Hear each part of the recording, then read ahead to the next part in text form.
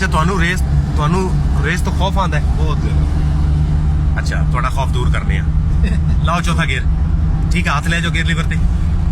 ਹੱਥ gear lever ਤੇ ਆ ਗਿਆ ਰੇਸ ਤੋਂ ਪਾਓ ਨਰਮ ਕਰੋ ਕਲਚ ਦਬਾ ਲਓ ਚੌਥਾ ਗੇਅਰ ਲਾਓ ਰੇਸ ਤੋਂ ਨਰਮ ਕਰੋ ਵੀਰੇ ਪਾਓ ਰੇਸ ਤੋਂ ਚਲੋ ਕਲਚ ਛੋੜਦੇ ਜਾਓ ਰੇਸ ਦਿੰਦੇ ਜਾਓ ਦੌੜਾਓ ਗੱਡੀ ਜਦੋਂ ਤੁਸੀਂ ਕਹੋ ਨਾ ਯਾਰ ਹੁਣ ਮੇਰਾ ਖੌਫ ਉਤਰ ਗਿਆ ਹੁਣ ਤੁਸੀਂ ਮੈਨੂੰ ਦੱਸੋ ਤੁਹਾਡੀ ਸਪੀਡ ਕਿੰਨੀ ਹੈ ਇਸ ਟਾਈਮ 60 ਹੈ ਗੱਡੀ ਨੂੰ ਕੰਟਰੋਲ ਕਰਨਾ ਠੀਕ ਹੈ बहुत खौफ आ रहा है। ਖੌਫ ਆ ਰਿਹਾ ਸਲੋ ਜਾਓ ਕਿਸ ਸਪੀਡ ਤੋਂ ਤੁਹਾਨੂੰ ਖੌਫ ਐਸ ਤੇ ਸਹੀ ਹੈ